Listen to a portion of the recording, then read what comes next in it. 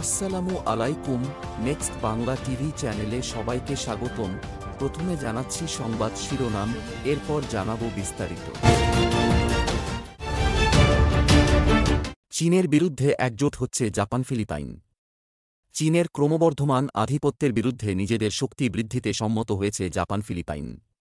দেশটি জাপানের সঙ্গে সামরিক শক্তি বৃদ্ধিতে একটি চুক্তি করেছে। এর মাধ্যমে তারা চীনের আধিপত্য রুখে দেওয়ার চেষ্টা করবে। সোমবার ২৪শে ফেব্রুয়ারি ফিলিপাইন সফরে এসে দেশটির প্রতিরক্ষা সচিব গিলবার্তো থিওডোরোর সঙ্গে সামরিক শক্তি বৃদ্ধির চুক্তি সই করেন জাপানের প্রতিরক্ষা মন্ত্রী জেনারেল নাকাতানি। পরে একটি সংবাদ সম্মেলনে যোগ দেন নাকাতানি। সেখানে তিনি বলেন, এই অঞ্চলে জাপান ও ফিলিপাইন শান্তি ও স্থিতিশীলতা বজায় রাখতে সহযোগিতা বাড়ানোর প্রয়োজনীয়তার বিষয়ে একমত হয়েছে দুই দেশ। বর্তমানের উদ্বেগজনক পরিস্থিতিতে দুই দেশের কৌশলগত অংশীদার হিসেবে ইন্দো প্রশান্ত মহাসাগরে শান্তি ও স্থিতিশীলতা বজায় রাখার জন্য প্রতিরক্ষা সহযোগিতা বৃদ্ধির লক্ষ্যে আমরা একমত হয়েছি।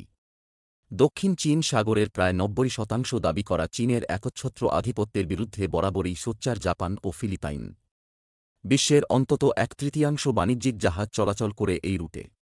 অথচ এ রুটের আরও দাবিদার ফিলিপাইন, ভিয়েতনাম, তাইওয়ান, মালয়েশিয়া ও ব্রুনাইয়ের মতো দেশ। ২০১৬ সালে চীনের আধিপত্যের বিরুদ্ধে করা এক মামলায় রায় দিয়েছিলেন হেগের একটি আন্তর্জাতিক ট্রাইব্যুনাল।